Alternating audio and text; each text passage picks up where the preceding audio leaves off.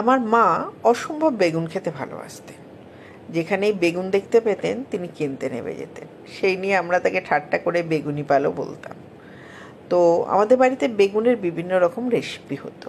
আজকে আমি যে রান্নাটা করেছি সেটা ছোট ছোট বেগুন লাগে। বেগুনের মুখের দিকটা 4 ভাগ করে চিড়ে নেওয়া হয়, কিন্তু বেগুনটা আস্তই থাকে।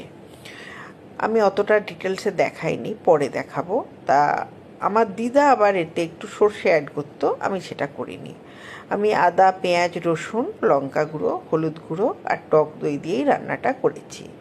বেগুনটায় নুন হলুদ মাখিয়ে খানিকক্ষণ আমি রেখে দিয়েছিলাম। তারপর একদিকে তেলে ভাজতে দিয়েছি। অন্য একটা কড়া নিয়ে তাতে আমি আদা, পেঁয়াজ, রসুন, লঙ্কা, হলুদ, টক দই দিয়ে ভালো করে কষিয়ে নিয়েছি।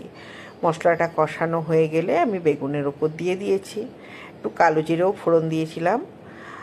নুন চিনি পরিমাণ মতো দিয়েছি এবং বেশ ভালো করে মাখো মাখো হয়ে গেলে আমি ধনেপাতা কুচি দিয়ে নামিয়ে নিয়েছি। গরম ভাতের সঙ্গে গরম বেগুনের এই রেসিপিটা একবার ট্রাই করে দেখবেন। বেগুনের রসা বলি আমি এটাকে, দারুণ লাগে খেতে বন্ধুরা।